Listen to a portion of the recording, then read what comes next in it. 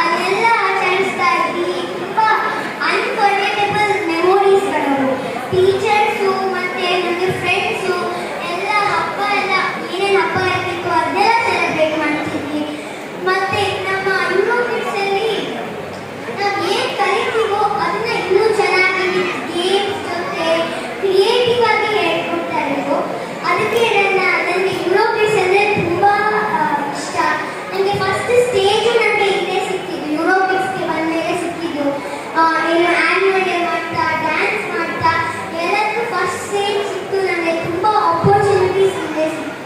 so once again ನಮ್ಮ ಅಶ್ವಿನಿ ಮ್ಯಾಮ್ಗೆ, ಅನಿತಾ ಮ್ಯಾಮ್ಗೆ, ಸೀಮಾ ಮ್ಯಾಮ್ಗೆ ಮತ್ತು ಎಲ್ಲ ಟೀಚರ್ಸ್